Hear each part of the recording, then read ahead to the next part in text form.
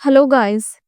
मैं हूँ क्रिस्टीना और आज मैं फिर से एक आपके लिए वीडियो लेके आई हूँ नर्सिंग से रिलेटेड।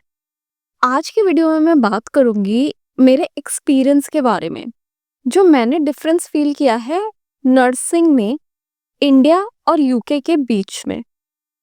बहुत सारे लोगों ने मुझे क्वेश्चन किया जब मैंने यूके मूव किया। मैं इंडिया में all India institute of medical sciences Rishikesh में परमानेंट स्टाफ थी। उसके बाद मैंने डिसीजन लिया यूके मूव करने का।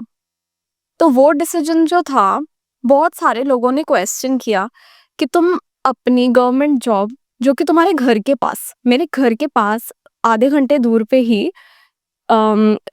एम्स ऋषिकेश था जहाँ पे मैं परमानेंट स्टाफ थी। तो लोगों ने कहा कि तुमने इतनी मेहनत से गवर्नमेंट जॉब ली और उसके बाद तुम छोड़ के जा रहे हो इतना दूर और इतनी अच्छी सैलरी। तो ये सब बहुत सारे क्वेश्चंस थे कि यूके में जॉब करने के लिए अपनी गवर्नमेंट जॉब जो है अपनी कंट्री में, वो छोड़ना वैलिड है कि नहीं है। तो आज की वीडियो में मैं बात करूंगी कि क्या-क्या डिफरेंसेस मैंने फील किए यूके में नर्सिंग जॉब करने में और इंडिया में नर्सिंग जॉब करने में, और वो मैं डिफरेंसेस आप लोगों को बताऊंगी। और आप मुझे कमेंट्स में खुद बताना कि जो मैंने किया वो वर्थ था या फिर मुझे वहीं पे रुकना चाहिए था और वहीं पे कंटिन्यू करना चाहिए था।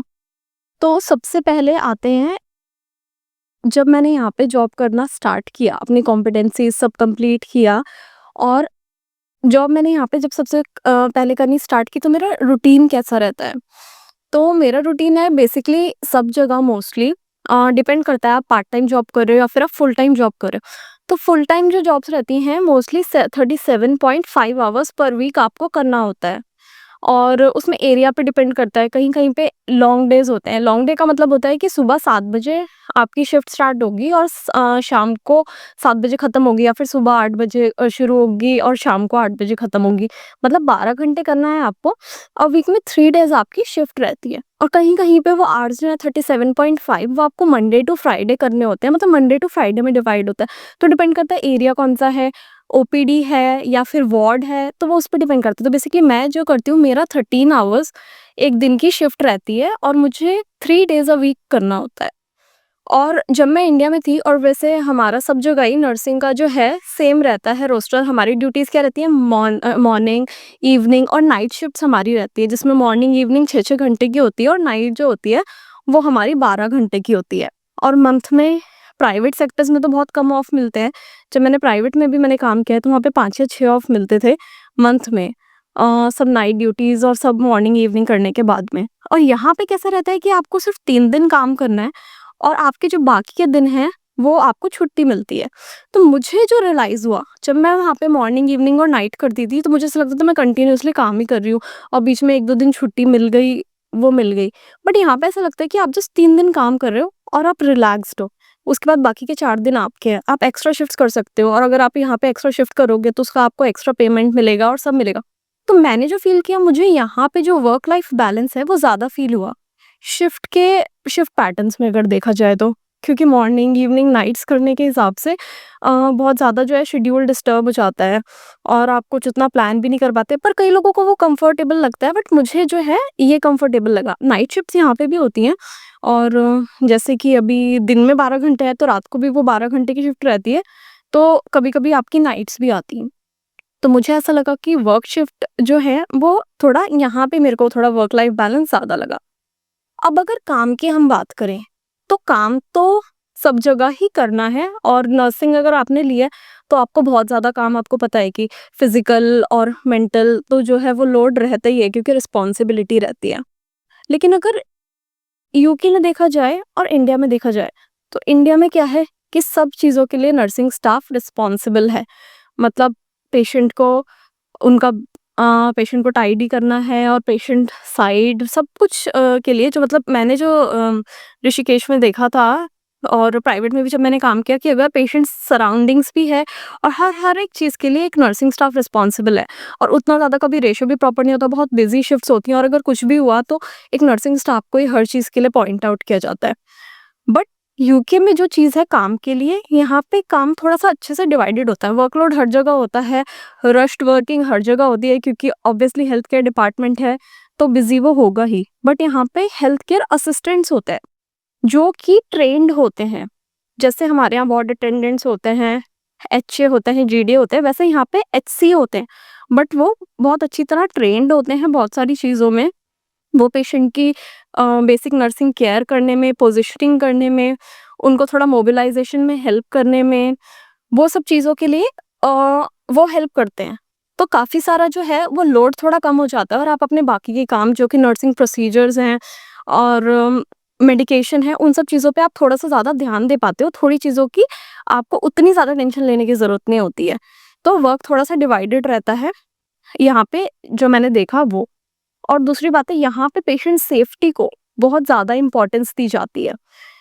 सब चीज़ें जो होती हैं यहाँ पे, मेडिकेशन सिस्टम है, सब कुछ आपको ऑनलाइन डॉक्यूमेंटेशन करना है हर चीज़ का, पेशेंट के वाइटल साइंस का, पेशेंट की मेडिकेशन का, हर चीज़ का आपको ऑनलाइन डॉक्यूमेंटेशन करना है। तो आपको बहुत ज़्यादा केयरफुल रहना होता है, क्योंकि उसमें आपकी एम्प्लॉयर आईडी और सब कुछ होता है, और अगर आपसे थोड़ी भी कोई भी गलती हुई, तो उसके लिए क्या है, आप डायरेक्टली रिस्पॉन्सिबल हो। तो यहाँ पे पेशेंट सेफ्टी को बहुत सीरियसली लिया जाता है। इसके लिए आपको बहुत सारी ट्रेनिंग्स भी दी जाती हैं। अभी इंडिया में क्या है, आप काम करने के लिए जा रहे हो, आप एक बार पास आउट हुए, आप कहीं पे भी जा रहे हो, इंटरव्यू देने के लिए आपने इंटरव्यू दिया, आप क्लियर हो गए, आपकी जॉब लग गई। अब जैसे ही आप उस एरिया में आए, तो आपसे एक्सपेक्ट किया जाता है कि आपको सब कुछ बेसिकली पता होना चाहिए, क्योंकि आप एक ग्रेजुएट नर्स हो, तो आपको सब पता होना चाहिए। आपको वो थोड़ा-सा कुछ दिन तक हर जगह पे अलग-अलग डिपेंड करता है। आपको इंडक्शन देंगे हफ्ते भर का, कई-कई जगह पे तो 3 दिन का ही होता है, और उसके बाद आप एज़ अ स्टाफ वहाँ पर इंडिपेंडेंटली पेशेंट्स देखोगे। आपको वहाँ पे कोई ऐसा नहीं है, एरिया की अलग से ट्रेनिंग्स दी जाएगी कि आपको कुछ बताया जाएगा कि हाँ, ये प्रोसीजर है, इस यहाँ पे ये वार्ड स्पेसिफिक प्रोसीजर्स हैं, उनके बारे में आपको ट्रेनिंग दी जाए, या फिर इंस्टीट्यूट के जो प्रोटोकॉल्स हैं, उस सब के बारे में ट्रेनिंग दी जाए। आपको बेसिकली जैसे ही आप एंटर करते हो, उसके कुछ दिन की ट्रेनिंग के बाद ही आपसे एक्सपेक्ट किया जाता है कि आप एज़ अ स्टाफ काम करने लग जाओ, क्योंकि उनके अकॉर्डिंग आपने ग्रेजुएशन करी है, तो आपको सब कुछ पता है।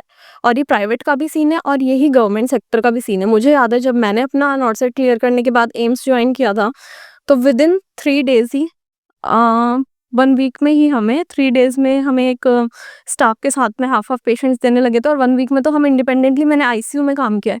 हम आईसीयू में इंट्यूबेटेड पेशेंट्स देखते थे, हम सक्शनिंग कर रहे हैं, सब कुछ कर रहे हैं वहाँ पे। बट यूके में क्या है, यूके में अगर आप आए हो और आपने एज़ अ स्टाफ जॉइन कर लिया है, तो आपका जब तक इंडक्शन नहीं होगा, और हाँ, अगर इंडक्शन की मैं बात करूँ, तो मेरा इंडक्शन एम्स में हुआ था मेरे जॉइन करने के 8 महीने के बाद में। वो भी उन्होंने क्यों किया पता नहीं, वो भी उन्होंने 3 दिन इंडक्शन के जो रखे थे, सुबह से लेके शाम तक उन्होंने हमारी क्लासेस दी, और एक के बाद एक उन्होंने कंटिन्यूअसली हमको बताया सब, और 8 महीने के बाद उन्होंने वो किया। बट यूके में क्या है, जब तक आपका इंडक्शन नहीं होगा, और जब तक कि आपकी जो यहाँ पे स्पेसिफिक ट्रेनिंग प्रोग्राम्स होते हैं, आपको ट्रेनिंग्स दी जाती हैं, इंस्टीट्यूट के प्रोटोकॉल्स बताए जाते हैं, और आपको प्रोसीजर्स के बारे में नॉलेज दी जाती है, आपको आईवी कैसे करना है, कैनुलाइजेशन कैसे करना है, मतलब वो सब जो चीज़ें आपने भले ही सीखी हुई भी हैं, पर वो आपको दोबारा से सब कुछ फ्रेशन अप कराएँगे। इम्पोर्टेंट कोर्सेज़ जैसे बीएलएस हो गया और एएलएस हो गया, वो सब के बारे में वो आपको पहले ट्रेन करेंगे, और वो ट्रेनिंग्स जस्ट ऐसे फॉर्मेलिटी के लिए नहीं होती, वो मेक श्योर करते हैं दैट यू लर्न। उसके बाद आप एरिया में प्रोसीजर्स कर सकते हो, और उसके बाद भी आप सुपरन्यूमरी शिफ्ट में रहते हो। मतलब आप किसी स्टाफ के साथ में काम कर रहे हो, और वो आपको गाइड करेंगे और आपके काम को सुपरवाइज करेंगे। मतलब आप इंडिपेंडेंटली काम नहीं करोगे उस टाइम पे भी, और मेक श्योर करेंगे कि आपका एक परसेप्टर हो, मतलब जो आपको हर चीज़ में गाइड कर रहा है उस एरिया में, वो कोई सीनियर होगा जो आपको चीज़ों के बारे में गाइड करेगा, और किस चीज़ में आप थोड़ा लैक कर रहे हो या थोड़ा स्ट्रगल कर रहे हो, वो आपको उस चीज़ में हेल्प करेंगे बेसिकली। और आपके वार्ड मैनेजर्स का मतलब होता है, जैसे हमारे एएनएस होते हैं और हमारे इंचार्जेस होते हैं, तो यहाँ पे उनको वार्ड मैनेजर्स बोला जाता है। वो लोग आपसे कंटिन्यूअसली कम्युनिकेट करेंगे चीज़ों के बारे में, कि आपको कैसा लग रहा है एरिया, आप किस चीज़ में स्ट्रगल कर रहे हो, क्या प्रॉब्लम है, और वो आपको बहुत ज़्यादा कोऑपरेटिव लगेंगे। वो मेक श्योर करेंगे कि आप जो है ईज़ फील कर रहे हो काम करने में कि नहीं कर रहे हो। तो बेसिकली यहाँ पे जब आप काम करना स्टार्ट करते हो, तो वो पेशेंट सेफ्टी भी है, और आपकी सेफ्टी भी है, कि वो आपको इतने सारे ट्रेनिंग कोर्सेज़ दे रहे हैं, और आपको यहाँ पे इतना सपोर्ट मिल रहा है कि आप काम करना अच्छे से सीख पाओ, और पेशेंट को भी अच्छी केयर मिल पाए, और आपसे भी कोई गलती ना हो, आप भी सेफ साइड पे रहो। लेकिन हमारे यहाँ कैसा है, एक बार आपने नर्सिंग कर ली, आपने नर्सिंग कोर्स कर लिया तो बस आपको है, उनके लिए ऐसा है कि आपको सब आता है और आप हर चीज़ के लिए रिस्पॉन्सिबल हो। बट यहाँ पे ऐसा नहीं है। और सिमिलरली अगर आपने फिर उसी हॉस्पिटल में किसी और एरिया को भी जॉइन किया, तो फिर से वो आपको वो एरिया के बारे में चीज़ें बताएँगे और सब करेंगे।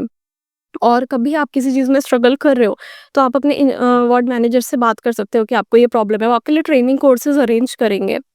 और अगर आपसे कोई गलती हुई भी है, तो वो ऐसा नहीं है कि आपको जैसे हमारे यहाँ क्या होता है कि कोई भी गलती हुई, तो कोई भी डॉक्टर है और या फिर कोई भी आपका सीनियर इंचार्ज है, वो आपको कुछ भी ऐसे बोलेंगे कि ऐसे कैसे तुमने किया है, तुमको आता नहीं है। यहाँ पे आपको ऐसा कोई कभी नहीं बोलेगा, कोई भी आपको ऐसा इंसल्टिंग वे में कभी भी बात नहीं करेगा। वो आपको बताएँगे कि क्या हुआ है और फिर वो आपको पूछेंगे कि अगर आपको कुछ हेल्प की ज़रूरत है, कोई ट्रेनिंग कोर्स की ज़रूरत है, तो बेसिकली आपको बहुत सपोर्ट किया जाएगा उस चीज़ के लिए। मैं अपना अगर एक एग्ज़ाम्पल बताऊँ तो अभी मैंने जब जॉइन किया ही था, तो अभी मैंने कुछ टाइम से जब अपने काम करना स्टार्ट किया था और मैं मॉर्निंग में डॉक्यूमेंटेशन कर रही थी, तो मैंने गलती से मेरे दिमाग में एक पेशेंट का सोच के दूसरे पेशेंट का डॉक्यूमेंटेशन कर दिया। और मेरे वार्ड मैनेजर ने बाय चांस वो उसी टाइम पे देख लिया, वो अच्छा हुआ। And he came to me और उन्होंने मुझे बोला और उन्होंने इतना पोलाइटली और इतने अच्छे से मुझे बोला कि तुमसे ना ये गलती हो गई है और आई नो कि बहुत बिजी रहता है, but you have to make sure कि तुम जब कर रहे हो तो सही करो।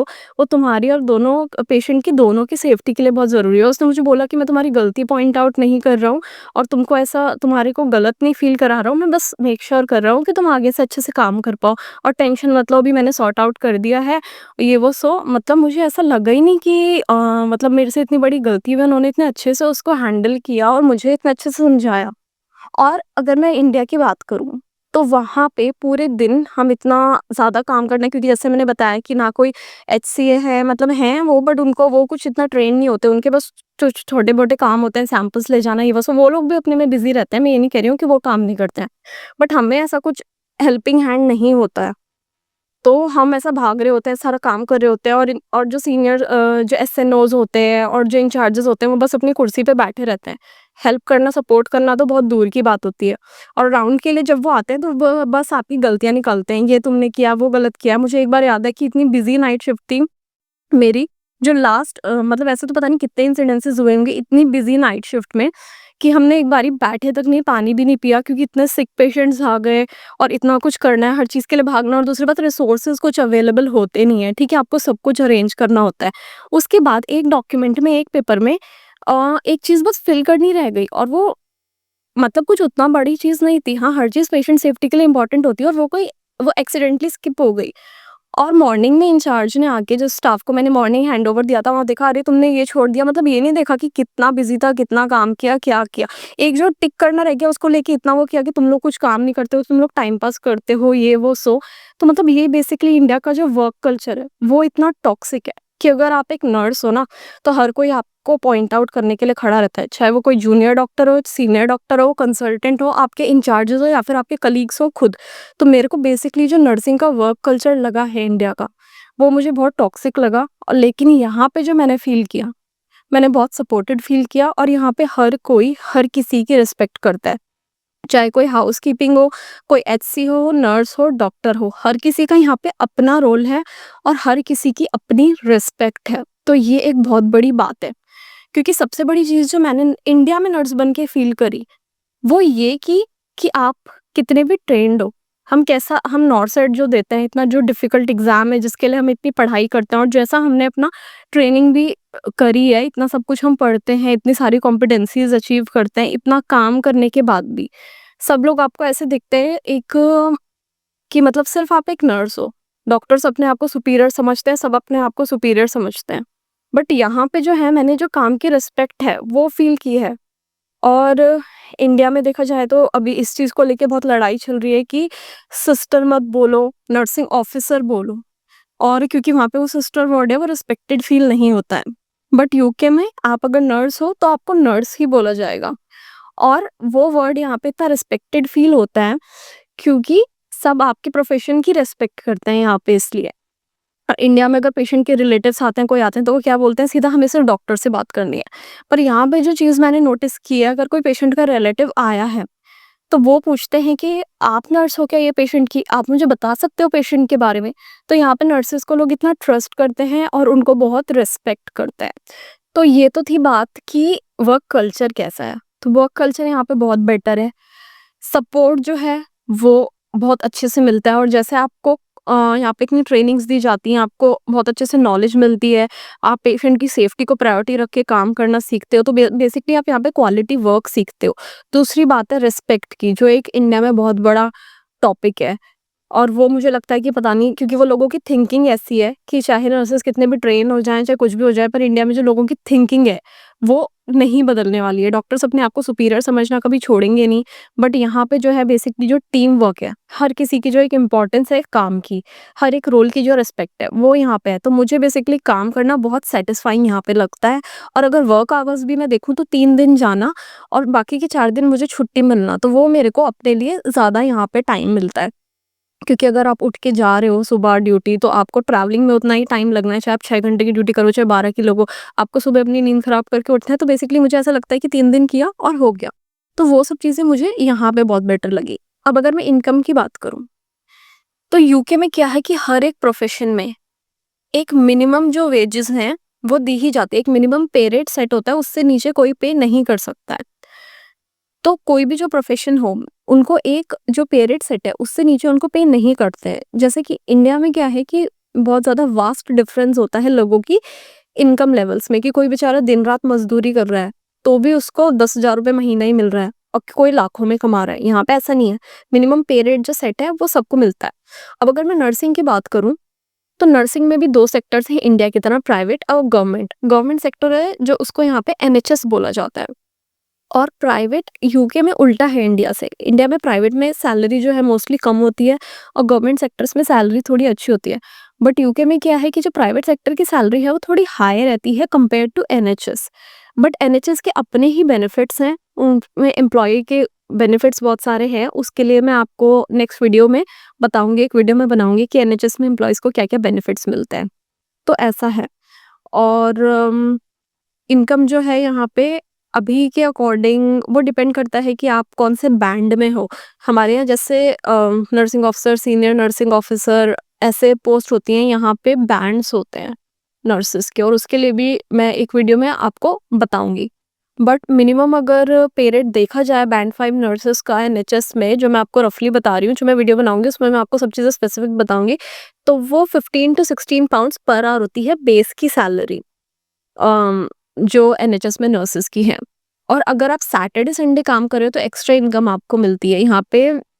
सैटरडे अगर आप कम कर रहे हो तो आपको 30% एक्स्ट्रा है, संडे में 60% एक्स्ट्रा है, और नाइट्स अगर आप कर रहे हो तो उसके लिए अलग से एक्स्ट्रा इनकम है।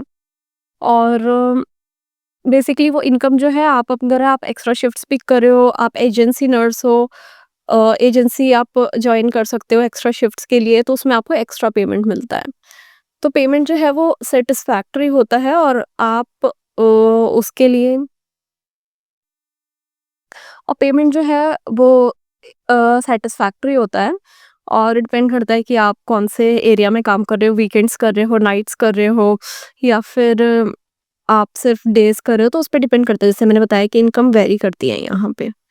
और दूसरी सबसे अच्छी बात है कि यहाँ पे आपको सिकनेस जो लीव है वो इजीली मिल जाती है। इजीली का मतलब है, जो मैंने इंडिया में प्रॉब्लम फील करी कि अगर आप बीमार भी हो और आपको मेडिकल चाहिए, तो वो बहुत डिफ़िकल्ट है। वो बोलते हैं कि तुम बीमारी में ही उठ के पहले अगर सोचो कि मतलब ऐसा कुछ नहीं है जिसके लिए आपको हॉस्पिटल जाना हो दिखाने के लिए, बट आपको रेस्ट चाहिए, आप नहीं हो कंडीशन में काम करने के लिए।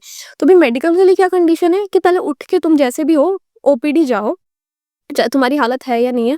ओपीडी से जब डॉक्टर लिखेगा कि तुम नहीं हो काम करने के लायक, तब वो तुम्हें मेडिकल देंगे।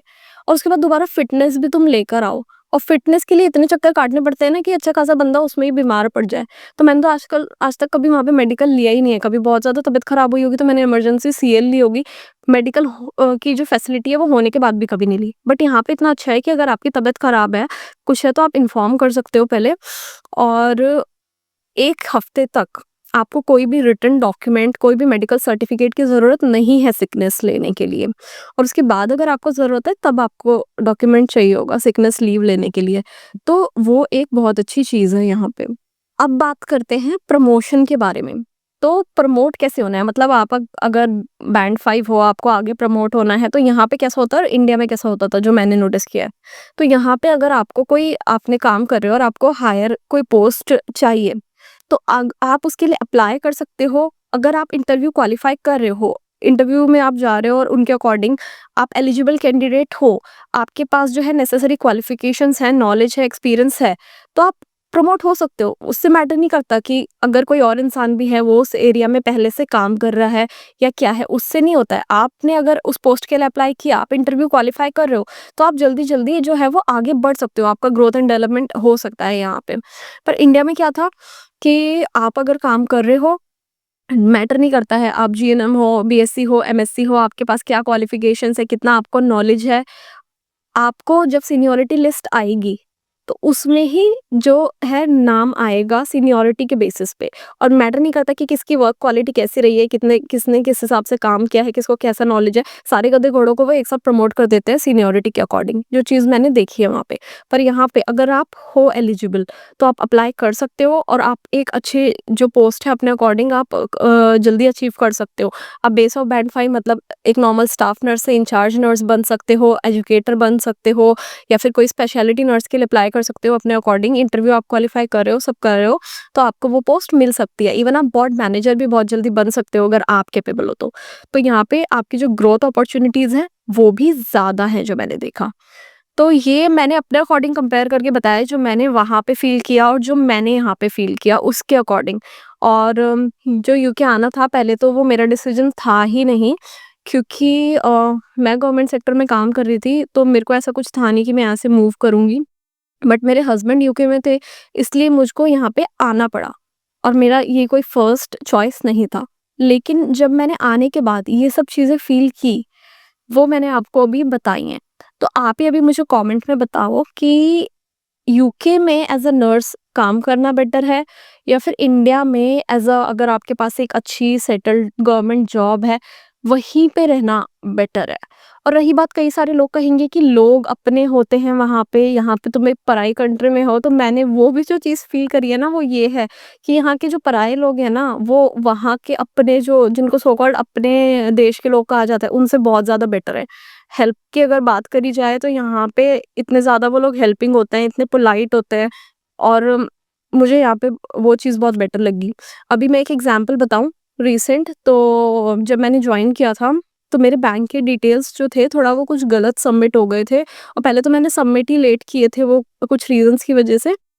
तो मेरी 1 मंथ की जो जब तक थी वो पे स्लिप्स आउट हो चुकी थी, तो उन्होंने बोला कि हम नेक्स्ट मंथ में साथ में पे कर देंगे। मैंने कहा ठीक है, और मैंने नेक्स्ट मंथ में भी जो अपनी बैंक डिटेल्स थी वो कुछ उनको गलत दे दी, और उसके बाद में उन्होंने मुझे मेल किया उसी टाइम पे, जब पे स्लिप वो लोग रेडी कर रहे थे, कि आपका जो है वो गलत हो गया है और आप अपने बैंक डिटेल्स जल्दी सबमिट करो। बट मेरी गलती की वज़ह से मैंने वो मेल भी लेट में देखा। और उसके बाद में जब मैं उनको सबमिट करने गई, तो उन्होंने बोला कि अभी पे स्लिप्स वगैरह तो सब आउट हो चुकी हैं, पर आपको चाहिए हम आपकी सैलरी अभी वो कर देंगे अरेंज। मतलब मेरी गलती होने के बाद भी वो लोग इतना सब हेल्प करने के लिए सब रेडी हैं कि मतलब आपकी पे लेट ना हो। और मैं इंडिया का बताती हूँ कि मुझे पूरा 1 साल हो चुका है वहाँ से छोड़े हुए, और मैं अपना सारा कुछ एक-एक डिटेल सब कुछ परफेक्ट अकाउंट में सबमिट करके आई थी कि जो मेरी लीव्स बैलेंस है उसका एनकैशमेंट हो जाए। 1 साल हो गया है, मैंने कितने लोगों से उनको रिमाइंड भी करवा दिया है, अभी तक सारा डॉक्यूमेंटेशन कंप्लीट होने के बाद 1 साल हो गया, अभी तक मेरी पे भी नहीं मिली है।